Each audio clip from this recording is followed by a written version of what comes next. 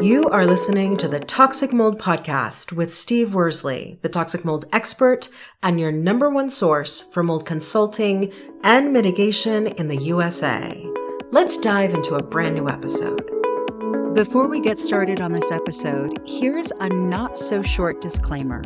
While all attempts have been made to verify the content provided in this podcast, neither the podcaster nor the producers assume any responsibility for errors, omissions, or alternative interpretations of the issues discussed here. All information stated in this podcast is the opinion of Steve Worsley. Steve Worsley is a mold specialist with over 25 years of experience in the construction and mold industry. The Toxic Mold Podcast is for information sharing purposes only. The views expressed are those of the podcaster and his alone. These views should not be taken as expert instruction or commands. While there may be references to medical conditions and symptoms, all podcast episodes are the opinion of Steve Worsley, and any medical questions or concerns shall be addressed with the appropriate licensed medical professional or professionals. As the podcaster refers to different mold types, please be aware that Steve Worsley is not a microbiologist, and questions concerning mold specifics should be answered by the appropriate professional. Steve isn't, nor does he offer any legal advice. For any legal advice, you must speak to a lawyer. The listener is 100% responsible for his or her own actions.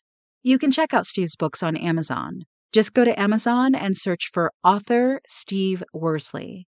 You can also take Steve's mold education courses, such as Mold 101 and the Mycotoxin Prevention Kit, by going to cnccontractorservices.com. Again, check out his mold education courses at cnccontractorservices.com.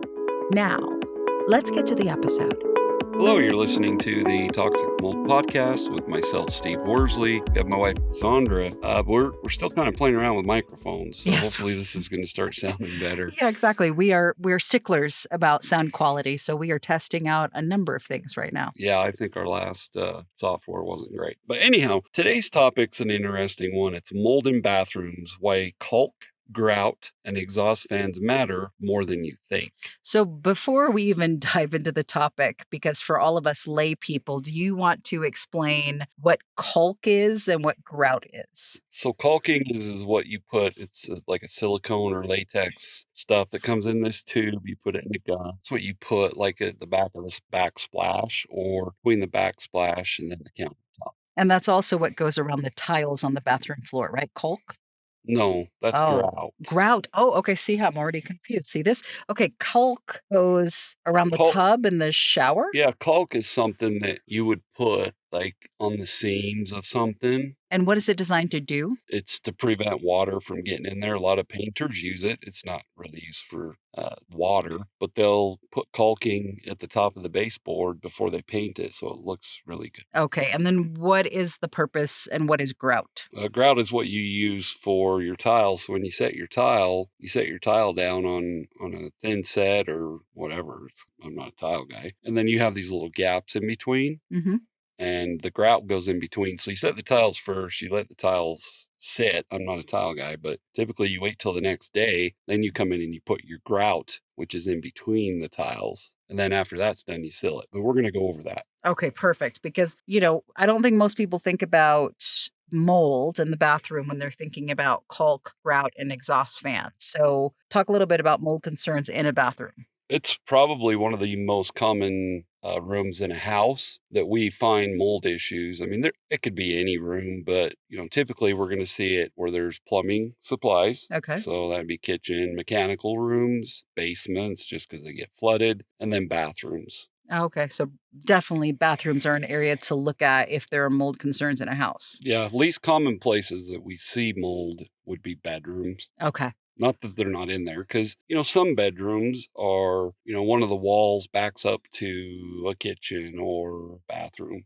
So, Well, and sometimes like the bathroom we had in the master in Clinton, you remember, it had a master bathroom with carpet in it. yeah, I remember that. That's kind of a Weird. big no-no. Yeah. So Not good for mold. no, well, and honestly, carpet these days, and what's funny is that house wasn't old. Like in the 80s, they used to put carpet in bathrooms. I'm just not a fan of carpet, period, in a home. And you know that. Yes, Like, yes. it's just it's a breeding ground for mold. And I mean, if you think about it, if you have allergies or, there's endotoxins, which is mycotoxins from mold, endotoxins from bacteria, pet dander, bugs, dirt, debris, you name it. There's a lot that carpet can hide. Exactly. So going back to the mold in the bathroom though, where should people have caulking? Like we just talked about, so when you set your countertop, some of them come with a backsplash, so that would be the back part of it that comes up a wall, usually about 4 inches. Some are just flat, like a granite countertop, and then you'll tile the backsplash. But that joint where it meets, you want to seal that because otherwise water can get from the sink. We talk about this all the time. I mean, in our kitchen, the way our sink is designed, you notice the area between the back of the sink and the wall, there's 6 inches there. Yes. There's a ton of water that gets there. But could you imagine where the water would go if it wasn't sealed at that corner? Everywhere in places we cannot see. Right. Yeah. So in a bathroom, you should have it. And I've heard differing opinions, but I'm just going to tell you my opinion from a mold expert. Some people say you should silicone all the way around a toilet. I am not a fan of doing that Why? because if the wax seal on the toilet starts to leak, if you have sealed all the way around the base of the toilet, where's the water going to go? Into the floor, subfloor. Oh, okay. So then you really won't see it, in other words. Yeah, Okay. you just want to silicone it, like the front half of the toilet. So if the wax seal is bad, you would still see water coming out of the back of it. Okay. And That makes sense. and then in like another really important spot is, and once again, showers are all different. Some people have a nice fancy just tiled shower. Some have inserts. Some are tub shower combos. Some are fiberglass. I mean, you could just go on and on. But where the flooring meets, where it butts up to whatever the shower is, let's just say it's a fiberglass enclosure, right there at the floor level, you need to run a bead of silicone there, which is caulk, because otherwise water could get in right there too. Okay. So should most people expect that when they buy a house, it's caulked properly? No, never. Okay. No. Is that part of what a home inspector would point out if somebody was buying a house? I mean, I would, but I've seen a lot of builders, even custom builders, that don't even do that. And they have every excuse in the world why they don't, but it's very common to not see it. Okay. So it's something that people should be looking out for. What about showers that are tiled? So when you think about a shower, you have the base, you have what's called a shower pan. So our listeners have heard me talk about shower pans just a lot because we see a ton of defective shower pans. So the shower pan, if for our listeners, it's what you'd be standing on. Sometimes that's just a fiberglass piece that's sitting there. So it's just the bottom. And then, you'll put your Durock or whatever the backing is, and then you would tile the walls. Sometimes you build a shower pan with, and I should know this, but you can do it with concrete, but they probably use more. I would assume that the tile people use something different, but they put a shower pan down, and then they put below that is a rubber membrane, so it's a waterproofer. Then they set the tile on top of that. Does that make sense? That makes So sense. like our shower pan is an insert. Okay. It's only the shower pan. And then the glass sides sit on top of that. Well, think about if our shower pan was just tile. Does that make sense? That makes sense, yeah. So I guess what I'm getting at is the fiberglass pan, in my opinion, is better because it's all one piece. Problem we see with the fiberglass shower pan is underneath it, which you can't see, if it's not supported properly, it's usually hollow underneath. And if they don't support it properly, when you step in certain areas of that pan, it can crack and break.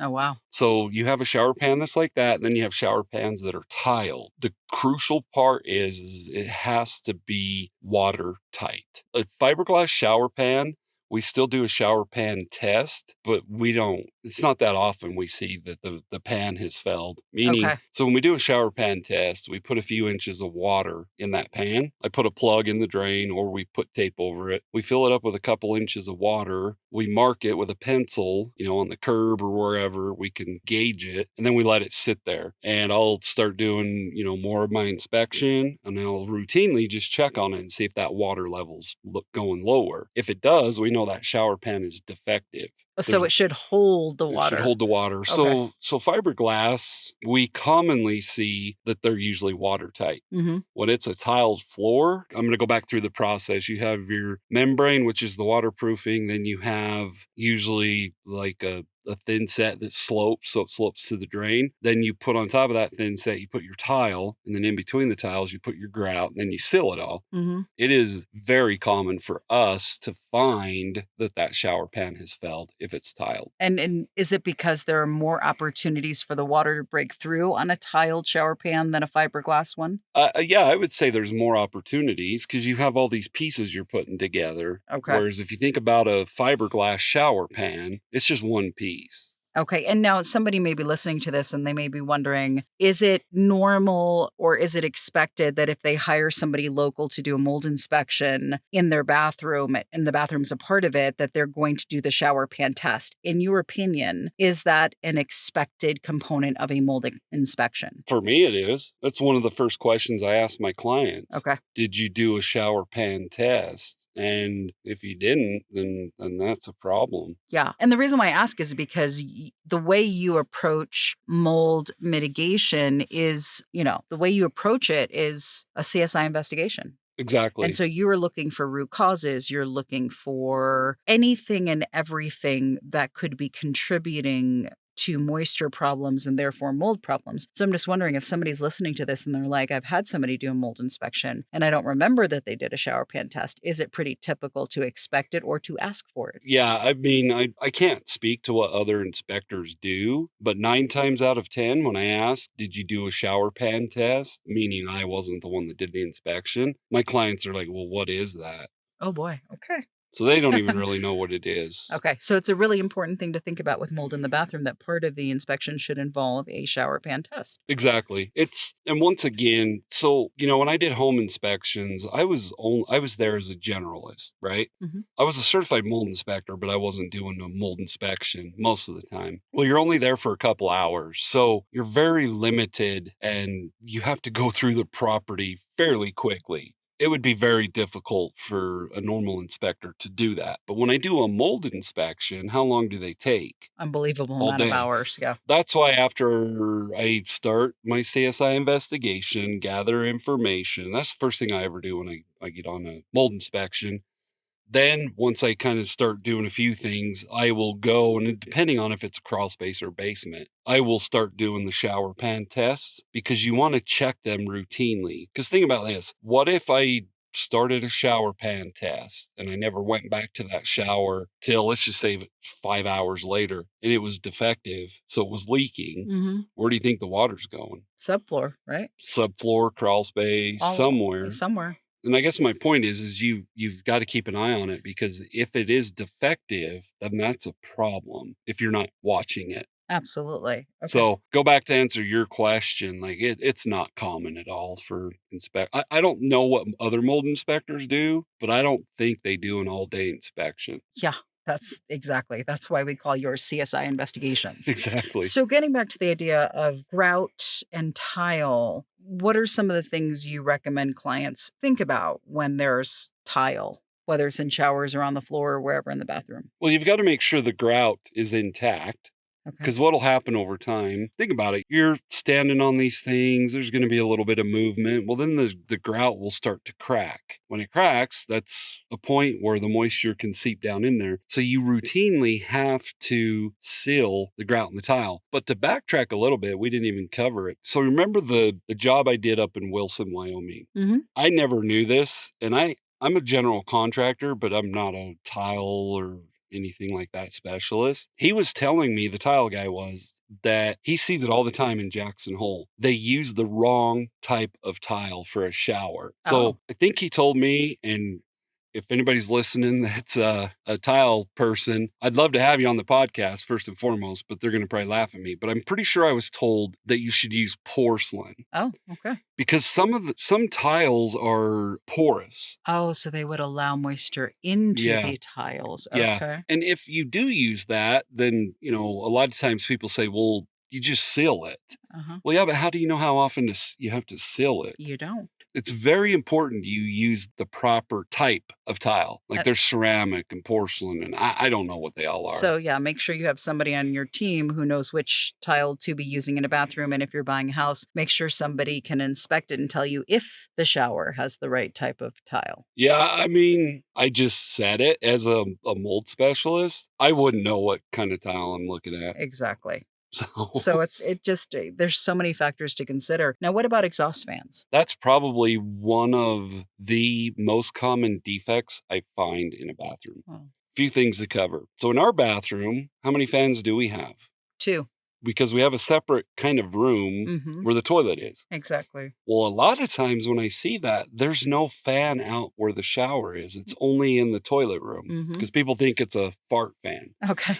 Fans are not there for smells. They're designed to pull the moisture out of the air, and then it goes up into the fan, then it has a duct. Where does that duct go? I don't It's know. supposed to go outside. Oh, okay. If it doesn't go outside and it terminates inside the attic, which I see all the time, where do you think that all that moist air is going? In the attic. Exactly. Ooh, that's not good. There's a few factors to kind of backtrack a little bit. Make sure that the exhaust fan is actually where it's supposed to be, which is by the tub or the shower. Okay. We do I'll tell our listeners to do this. Do what's called a tissue test. You literally take one square of your toilet paper, you put it up against the fan with the fan on. If it holds that toilet paper, it's working right. Okay. If it can't even hold one piece of toilet paper, it doesn't have enough CFMs. I use a smoke pen. Remember the smoke pen I bought? Oh, that's right. The fancy smoke pen. It's this little machine that has these cartridges I put in it, and I push the button and then smoke comes out of it. I use that to see what the air's doing. We use those around furnaces, but I can do it in a bathroom right below an exhaust fan, and that smoke will go right up in that exhaust fan. Okay, and that's another way to test Yes. the exhaust. Now, what do you think of situations where somebody's looking to buy a home and they notice that either because of the old age of the home or a new construction, there is no exhaust fan. There's just a window by the shower. I should know this, or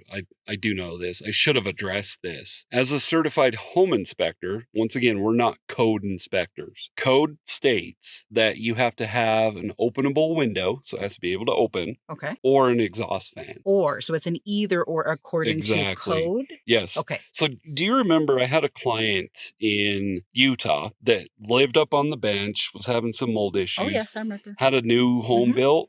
How much was that home? 1.2 million. Oh, I can't remember, but there was no exhaust fan in that fancy bathroom. I was just baffled by it. And I told my client, he's like, well, is that normal? I said, well, they're going to tell you that window works.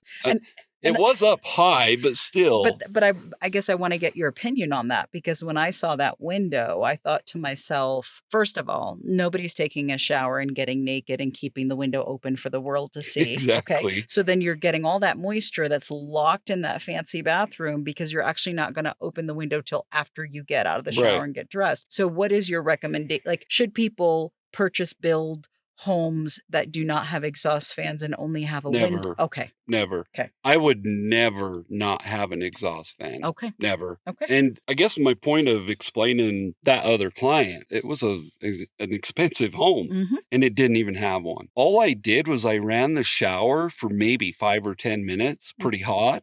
And the humidity skyrocketed. Oh, absolutely. So absolutely. So really, you're saying every bathroom should have exhaust fans. And are there certain metrics that they're looking for in an exhaust fan? Yeah. So CFMs, which is cubic feet per minute, that's how we rate suction. Okay. CFMs, it should be 90 to 120. Okay. You can buy exhaust fans that are well over 120. I think a lot of it would depend on the size of the room. You'd have to look at the manufacturer's spec. specs on it, but make sure it's at least 120 CFM. Okay. And it ducts to the exterior. Okay. Not to an attic, to the Exactly. exterior. So Yep. then what's your call to action for people? Well, we just said it. Go test your fan. Okay. If you got to get on a ladder or chair, whatever you got to do, be safe. Take one square of tissue, turn the fan on, put it up against the grill, and if it holds it there, you're good to go. Okay. If it doesn't, you got to figure out what's wrong with it, or you're going to have to replace it. There you go. Another thing you can do too, I just mentioned that bathroom I was talking about. Buy some humidity gauges. Yes. Where do we have gauges? Everywhere, but especially in the bathroom. Exactly. And in our bathrooms, we have the Bluetooth ones. Yes. You can use the Bluetooth ones in like attics, crawl spaces, areas you don't go into often. Mhm. You will have to go change the batteries every once in a while. But humidity gauges can save you a lot of money Absolutely. in mold remediation. Prevention is the Exactly. key. Yep. And we've got several different digital products. We're kind of trying to revamp a few things. We've been playing around with, what is it, Stand Store? Stand store, yes. Maybe looking at doing that. But we do on our site, we have the mycotoxin prevention kit and we have the mold 101 bundle, correct? Yes. That for our listeners, just go to the website. There's a link. You pay for it. Then you'll get within 24 to 48 hours, you will get an email. It's like a welcome email that you have to accept. This is one of the mistakes I see quite often. You have to accept it. And then you'll get, if it's an email series or whatever, you'll get the digital bundle. There you go. Yeah. All right. Perfect. Well, we appreciate all of you. Have a great week. Thanks for tuning in. Would you like to get a handle on mold in your home? What it is, how to spot it, and what to do next? If you said yes to that, the Mold 101 bundle is your all-in-one guide. Packed with self-assessment worksheets, a workbook, video walkthroughs, and expert audio coaching, this digital bundle gives you the tools to protect your home and your family. Visit cnccontractorservices.com/the Mold 101 bundle and get started today. Again, visit cnccontractorservices.com/the Mold 101 bundle and get started